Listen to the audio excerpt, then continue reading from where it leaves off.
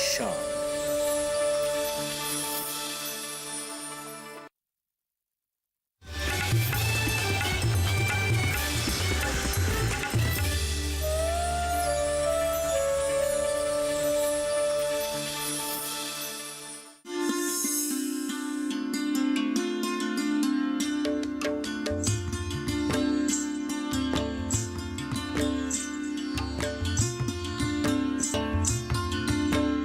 नमस्कार किसान भाई और बहनों, स्वागत है आपका गांव किसान में। आपके साथ मैं हूं अंजल सिंह।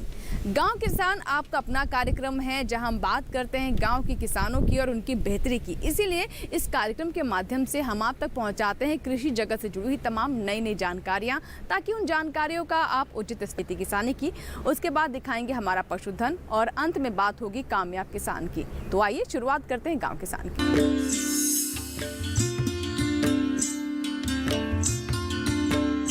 सबसे पहले नजर खेती किसानी पर। खेती किसानी में आज हम आपको जानकारी देंगे किसान उत्पादक संगठन के बारे में।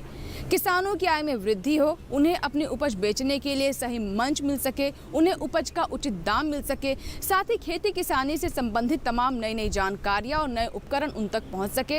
इन्हीं सब बातों को ध्यान में रखते हुए किसान उत्पादक संगठन का गठन किया जा रहा है और सरकार का लक्ष्य है ऐसे 10,000 किसान उत्पादक संगठन का गठन हो सकते हैं। आइए जानते हैं।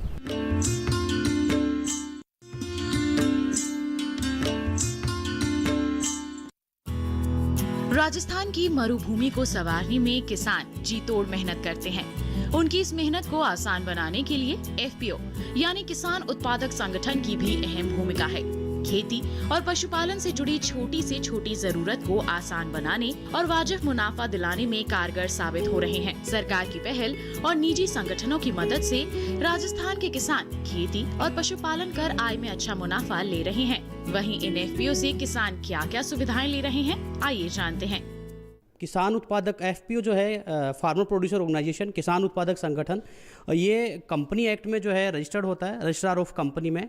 और इसका मुख्य उद्देश्य ये है कि जो बिचौलिए जो है उन बिचौलियों को ख़त्म करने का है कि किसान उत्पादक संगठन को कंपनी को डायरेक्ट कंपनी से जोड़ करके और जो बिचौलियों को जो मुनाफा जा रहा है वो किस तरीके से उसको बचा करके किसान को दिला पाएँ। और इसी के साथ में जो है इसका मुख्य उद्देश्य है कि उसका बैकवर्ड और फॉरवर्ड लिंकेज जो है वो हो पाए। किसान का जो खेती में लगने वाली लागतें हैं, जैसे खाद हो गया, बीज हो गया, दवाइयाँ हो गया, इनको इकट्ठा एक साथ खरीदना और सदस्यों को घर बैठे इसको उपलब्ध कराना, ताकि उसका कम दर पे अच्छी गुणवत्ता के जो है इनपुट्स जो है वो मिल पाए। इसी के साथ में फॉरवर्ड लिंकेज में इनका जो उत्पाद आ रहा है, प्रोड्यूस आ रहा है, उसको लेके हमने किसान के क्षेत्र में जब ये विचार आया कि अकेला किसान कुछ नहीं कर सकता, तो उसके लिए किसान प्रोड्यूसर संगठन बनाया। उसके लिए गांव-गांव में जाकर के किसानों से बातचीत करके उनको सदस्य बनाया और सदस्य बना करके हमने हर 50 किसानों के ऊपर एक छोटी इकाई एफआईजी का गठन किया और उनसे जो विचार आए उन सबको हमने और एक जगह किया। हमारे पिपराली पंचायत समिति में नव जागृति कृषक प्रोड्यूसर कंपनी के नाम से हमने ये कृषक प्रोड्यूसर कंपनी बनाया और उसका रजिस्ट्रेशन 2019 में करवाया। हमने हर किसान की जो समस्या है उसको समझा। 1917 में मैंने खाटू श्याम जी में पालेकर जी की कार्यशाला ज्वाइन की थी नेचुरल फार्मिंग पे। तब मुझे पता लगा कि रासायनिक खेती की बजाय यदि प्राकृतिक खेती करते हैं तो उसमें खर्चा नहीं आता है। जैसा कि पालेकर जी ने उसका नाम ही जीरो बजट दिया है, शून्य खर्चा आता है और केवल मेहनत ही करनी पड़ती है और ज़मीन की उर्वरता जो है वो बनी रखी जा सकती है। तो इस हेतु मैंने गायें पाली। देसी गाय है मेरे पास 4 और उनका गोबर और गौमूत्र मैं इकट्ठा करता हूँ। मेरे पास लगभग 250 लीटर के आसपास गौमूत्र है। मैं 12 महीने पुराना गौमूत्र काम में लेता हूँ। पालेकर जी कहते हैं कि जितना पुराना गौमूत्र है उतना ही खेती के लिए पावरफुल है, शक्तिशाली है, और ताज़ा गोबर है उतना ही शक्तिशाली है। तो हमारी अपनी जो एक्सपर्टीज है वो है पशु पोषण की। तो अभी तक जो ये देखा गया है कि अगर हम राजस्थान की बात करें तो भारत में इस समय बहुत सारी एडवर्सरीज़ के बाद, एडवर्सरीज़ का मतलब ये है कि राजस्थान में एक तो पानी की बहुत बड़ी कमी है और जिसका कि असर जो है खेती किसानी में हम लोग देखते भी हैं। और यहाँ की जो खेती है वो मूलतः वो रेनफेड किसानी यहाँ हो रही, रेनफेड खेती हो रही है। इसका मतलब ये है कि अधिकतर खेती जो है वो वर्षा पे आधारित है। इन तथ्यों के बावजूद भी यहाँ जो डेयरी फार्मिंग की अगर हम बात करें तो ये बहुत ही विशिष्ट है। विशिष्ट इन द सेंस कि हिंदुस्तान में इस समय जो है राजस्थान दूध उत्पादन के मामले में नंबर 2 है। अब नंबर 1 पे तो उत्तर प्रदेश है क्योंकि वहाँ पे दुधारू पशु की संख्या बहुत बड़ी है। लेकिन अगर हम राजस्थान की बात करें तो यहाँ की जो ग्रामीण जनसंख्या है, जो गांव के लोग हैं, उनकी आय का जो प्रमुख स्रोत है वो डेयरी फार्मिंग है, दुधारू पशुपालन है। तो जब हम ये देखते हैं कि किसान की जो उसकी जो पारिवारिक आय है उस पर बहुत ज़्यादा निर्भर है किसान पशुपालन के ऊपर, दुधारू पशुपालन के ऊपर, तो यहाँ जब हम जब एक सर्वेक्षण करते हैं या गांव में जाते हैं तो आप ये पाते हैं कि स्पेशली राजस्थान के मामले में यहाँ की जो एग्रो क्लाइमेटिक कंडीशन है या यहाँ की जो परिस्थितियाँ हैं, वे जो है पशुपालन के लिए बहुत ही, ये कह लीजिए कि फेवरेबल है। इसी के अनुसार जो है, चूँकि इसलिए यहाँ पशुपालन अच्छा है और किसान अच्छा काम कर रहे हैं, बट यहाँ जो सबसे बड़ा जो गैप हो रहा है वो ये है किसानों के पास अच्छी नस्ल के पशु तो हैं, चाहे वो गाय की हम बात करें चाहे भैंस की बात करें। सबसे ज़्यादा जो दुधारू जो गायों की नस्लें हैं वो राजस्थान में पाई जाती हैं। इसके अलावा भैंसों की बहुत बड़ी यहाँ संख्या है राजस्थान में, तो दूध का यहाँ काफ़ी अच्छा व्यवसाय गांव में हो रहा है। लेकिन जो सबसे बड़ा जो गैप है वो है कि पशु की अपनी जो दूध उत्पादन करने की क्षमता है उसके हिसाब से किसानों में एक जागरूकता नहीं है कि उनकी अपनी जो पशुओं की दूध उत्पादन क्षमता है उसके हिसाब से उनको कैसे खाना खुराक पशु की दी जाए या उनका कैसे पोषण किया जाए। देश के छोटे और सीमांत किसानों को लाभ दिलाने के लिए हाल ही में सरकार ने 10,000 नए एफपीओ की सौगात दी। इससे न सिर्फ किसानों की तकदीर बदलेगी बल्कि देश के आर्थिक विकास में भी योगदान हो सकेगा। तो अभी हमने जाना किसान उत्पादक संगठन के बारे में। इसी के साथ ही यहाँ वक्त हुआ एक छोटे से ब्रेक का, कहीं मत जाइएगा। ब्रेक के बाद भी गांव किसान जारी रहेगा। ब्रेक के बाद जब वापस आएंगे तो बात करेंगे हमारा पशुधन की। बने रहें गांव किसान के साथ।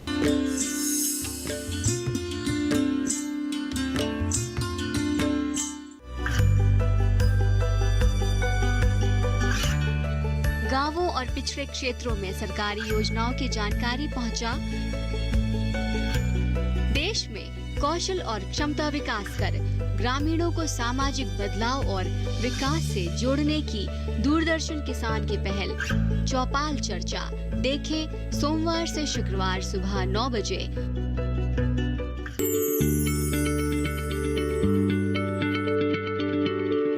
क्या आप किसी बीमारी से परेशान हैं? चाहते हैं डॉक्टर की सलाह? तो हम हैं आपके साथ, बताएंगे आपको जीने की राह। समस्याएं आपकी, समाधान देश के मशहूर विशेषज्ञों के। घर बैठे बात करें देश के जाने माने डॉक्टरों से। हमारे लाइव प्रोग्राम स्वस्थ किसान में हर शनिवार शाम 6 बजे से 7 बजे तक।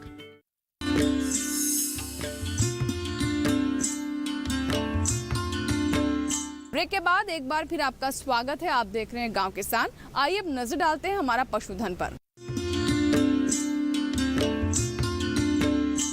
हमारे देश में बड़े पैमाने पर किसान खेती किसानी के साथ साथ पशुपालन से भी जुड़े हुए हैं और इसके व्यवसायिक रूप से लाभ कमा रहे हैं। आज इसी सिलसिले में हम जानकारी देंगे मुर्गी पालन के बारे में।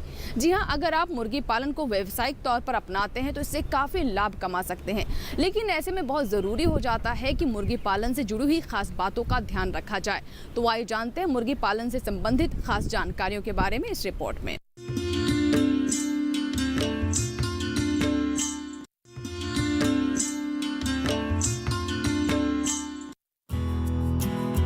सर्दियों का मौसम जा चुका है और बढ़ता तापमान ये बता रहा है कि गर्मियां आ चुकी है।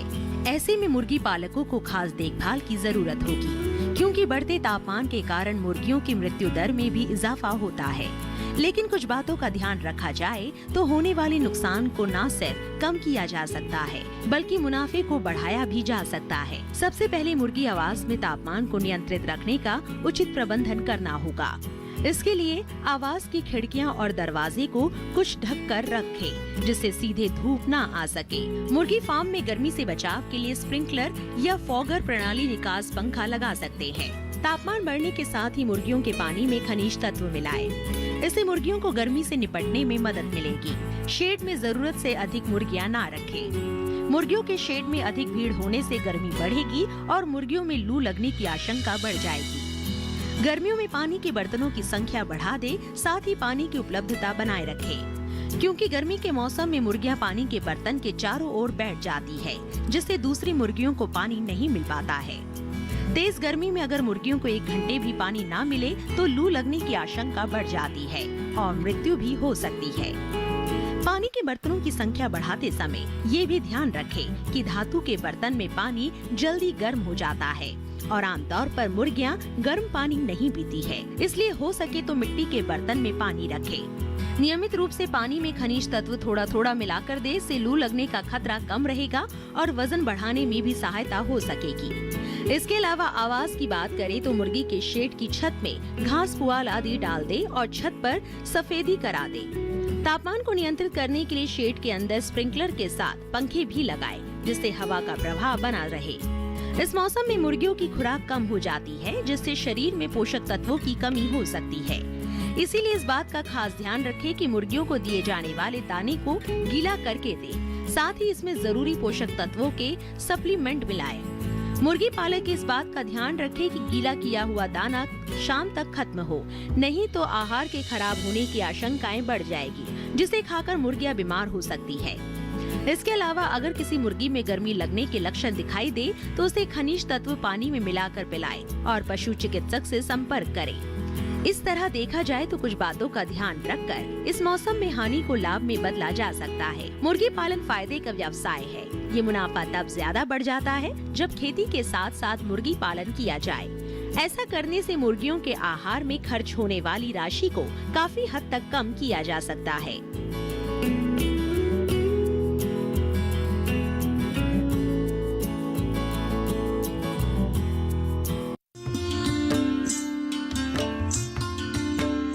तो ये थी मुर्गी पालन पर हमारी विशेष रिपोर्ट। बढ़ते हैं आगे और अब बात करते हैं इस माह के पशुपालक कैलेंडर के बारे में, यानी पशुपालन से संबंधित क्या सलाह है विशेषज्ञ की। अप्रैल माह का पशु कैलेंडर 2021।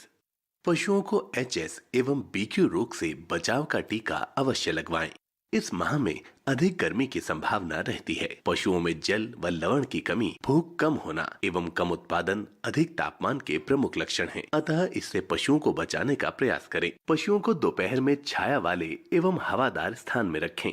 पशुओं को दिन में कम से कम 4 बार पानी पिलाने का प्रयास करें। थनैला रोग की पहचान और निदान के उपाय करें। गाभिन पशुओं को अतिरिक्त आहार दें एवं ब्याने वाले पशुओं को प्रसूति बुखार से बचाने के लिए 50 से 60 ग्राम खनिज मिश्रण नियमित रूप से दें। मुर्गी पालक फार्म की सफाई पर विशेष ध्यान दें। लिटर सूखा एवं स्वच्छ रखें और मुर्गियों में कृमिनाशक दवा का इस्तेमाल पशु चिकित्सक की सलाह से अवश्य करें। पानी की समुचित व्यवस्था रखें। पशुओं को बाह्य परजीवी से बचाने के लिए पशु चिकित्सक की सलाह से दवा का छिड़काव नियमित रूप से करें। पशुओं को संक्रामक रोग जैसे गला घोटू, ब्लैक क्वार्टर यानी लंगड़ी रोग के रोगरोधी टीके समय पर लगवाएं। इस मौसम में पशुओं में लवण, विशेषकर फास्फोरस की कमी के कारण पाइका के लक्षण नजर आने लगते हैं, अर्थात पशु पेशाब, मिट्टी आदि चाटने या पीने लगते हैं। अतः पशुओं को खनिज लवण मिश्रण अवश्य दें। प्रोटीन, कार्बोहाइड्रेट, खनिज, विटामिन सभी संतुलित मात्रा में प्राप्त करने के लिए पशुपालक एजोला घास का प्रयोग करें।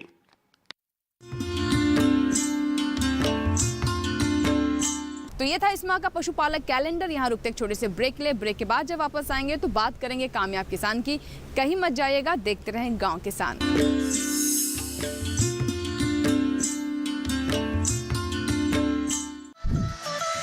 खुशहाल होंगे खेत, पशु रहेंगे स्वस्थ, सरकारी स्कीम का होगा लाभ। जब एक्सपर्ट्स का मिलेगा साथ, आपके सवाल, विशेषज्ञों के जवाब, सिर्फ एक फोन कॉल की दूरी पर। देखिए किसानों का अपना प्रोग्राम हेलो किसान, सोमवार से शुक्रवार शाम 6 बजे से सिर्फ दूरदर्शन किसान पर।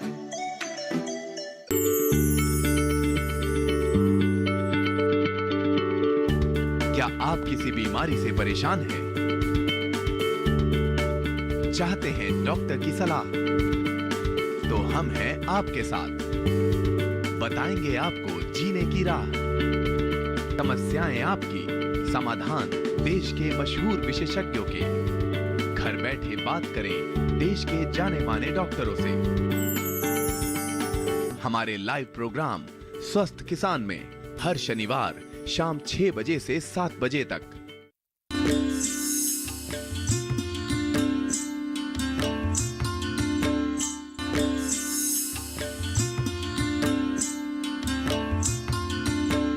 ब्रेक के बाद एक बार फिर आपका स्वागत है। आप देख रहे हैं गांव किसान। आइए अब नजर डालते हैं कामयाब किसान की कहानी पर। प्रधानमंत्री श्री नरेंद्र मोदी का युवाओं को संदेश है कि वो जॉब सीकर नहीं बल्कि जॉब क्रिएटर बने, यानी वो ऐसे कार्यों से जुड़े जिससे रोजगार के नए अवसर दूसरे लोगों के लिए भी पैदा हो सके।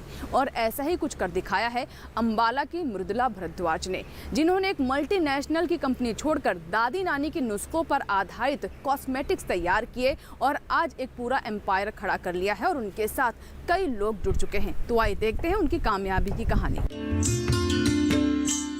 खूबसूरत दिखना सभी का अधिकार है। इसके लिए हम तरह तरह के उत्पादों और घरेलू नुस्खों का सहारा लेते आ रहे हैं। वैसे तो बाजार में कई कंपनियों के उत्पाद मौजूद हैं, लेकिन हम उन उत्पादों को प्राथमिकता देते हैं जो प्राकृतिक चीजों से बनाए गए हैं। ऐसे ऑर्गेनिक उत्पादों की तलाश खत्म करने के लिए हरियाणा की एक महिला स्वयं के सौंदर्य उत्पाद बना रही है, जिसमें रसायनों का इस्तेमाल नहीं किया जाता। उनका मानना है कि उनके बनाए उत्पाद त्वचा और पर्यावरण दोनों के लिए बेहद कारगर हैं। मृदुला जी ने शिक्षा लेकर हर युवा की तरह नौकरी की तरफ रुख किया था और करीब 18 साल अपनी सेवाएं देने के बाद उन्होंने आत्मनिर्भर भारत की तर्ज पर अपने उत्पाद बनाने का विचार किया। वो कुछ अलग करना चाहती थी, लेकिन अलग रास्ते कुछ मुश्किल भरे भी होते हैं। जाहिर तौर पर मृदुला जी ने भी कई समस्याओं का सामना किया, लेकिन इन कठिनाइयों में उनकी कंपनी निखर के आई, जिसका नाम है प्लूटस प्लस। मृदुला इस स्टार्टअप के जरिए कई तरह के ब्यूटी प्रोडक्ट बना रही हैं, जिसमें वो मंदिरों से निकलने वाले फूलों और अवशिष्ट का भी इस्तेमाल कर रही हैं। इतना ही नहीं, मृदुला कई किसानों से भी जुड़ी हुई हैं, जिनसे उन्हें कच्चा माल आसानी से मिल जाता है, वो भी जैविक रूप से तैयार किया हुआ। अपने इस काम में मृदुला जी ने करीब 100 महिलाओं को जोड़ रखा है, जो उत्पाद बनाने से लेकर बेचने तक में मदद करती हैं। मृदुला जी का ये कदम बाजार की मांग को दर्शाता है। नौकरी पेशा युवा बाजार की नब्ज को समझकर आत्मनिर्भरता की ओर बढ़ सकते हैं, साथ ही देश हित में भी भागीदार हो सकते हैं। उनके इस कदम में सरकार भी सहयोग कर रही है। किसी भी कंपनी को और बेहतर बनाने के लिए युवा लोन जैसी सुविधा का लाभ ले सकते हैं और अपने साथ साथ और अन्य युवाओं को भी रोजगार दे सकते हैं। 18 साल के करियर को छोड़कर कॉर्पोरेट सेक्टर के अंदर बहुत उन्नति पाकर आज मैंने एक स्टार्टअप इंडिया के आत्मनिर्भर भारत के परियोजना के साथ जुड़कर एक ब्रांड लॉन्च करा है, जिसका नाम है प्लूटस प्लस, और जो कि फीमेल्स ओरिएंटेड कंपनी है। 100% फीमेल ऑर्गेनाइजेशन है, फीमेल्स मेड बाय फीमेल्स और पावर्ड बाय फार्मर्स। हमारे साथ बहुत सारी ऐसी महिलाएं जुड़ी हुई हैं सेल्फ हेल्प ग्रुप से, जो कि बहुत सारे मंदिरों से जहाँ जो हम अपने देवताओं को, भगवान को फूल चढ़ाते हैं या बहुत सारी चीज़ें अर्पण करते हैं, दूध चढ़ाते हैं, वो कई बार उनका निरादर हो जाता है। तो हमने उस भगवान के आशीर्वाद को लेते हुए महिलाओं को सक्षम करने का एक जरिया बनाया और जिसको पावर्ड करा फार्मर्स ने, हमारे किसान भाइयों ने। जितना भी रॉ मटेरियल हम लोग अलग चीज़ों के लिए और जो हमें चाहिए वो हम फार्मर से डायरेक्ट बाय कर रहे हैं। आज हमारे साथ 100 से ज़्यादा लेडीज़ जुड़ी हुई हैं। हमारा ब्रांड का नाम प्लूटस प्लस है। हम 100% ऑर्गेनिक स्किन केयर प्रोडक्ट्स के अंदर लेके आ रहे हैं। हाथ से बने हुए सोप्स हैं, हेयर ऑयल है, फेस पैक्स है और बहुत सारी ऐसी चीज़ें हैं। हम स्टूडियो के मामले में एक्सक्लूसिव स्टूडियो खोल रहे हैं प्लूटस प्लस के, जो कि अंबाला है, जलंधर है, लुधियाना है, चंडीगढ़ है और 3 अभी चंडीगढ़ NCR एरिया के अंदर आ रहे हैं। हम लोग एक भारत और इंडिया के बीच के एक गैप को ख़त्म कर रहे हैं और उसके एक कड़ी बन रहे हैं। डिजिटल इंडिया के साथ जुड़े हुए हैं, लेकिन भारत की चीज़ को हम डिजिटल इंडिया तक लेके जा रहे हैं। 100% केमिकल फ्री है, पैराबेन फ्री है, एसिड फ्री से, और 100% वीमेन ऑर्गेनाइजेशन है। और अब हमें हिसार RKVY रफ्तार से हम लोग जुड़े हैं और हमने ट्रेनिंग ली, वहाँ से स्टार्टअप इंडिया के प्रोडक्ट को चुना और अब इनको आगे लेके जा रहे हैं। तो भी आपने जाना कैसे मृदुला भारद्वाज का ये छोटा सा स्टार्टअप आज के समय में राष्ट्रीय और अंतर्राष्ट्रीय स्तर पर ख्याति प्राप्त कर रहा है। उम्मीद करते हैं कि आपने भी इस कहानी से ज़रूर कुछ न कुछ सीखा होगा। इसी के साथ ही आज के गांव किसान में फिलहाल इतना ही। नए अंक में नई जानकारियों के साथ फिर होगी आपसे मुलाकात। तब तक आप बने रहें दूरदर्शन किसान के साथ। नमस्कार।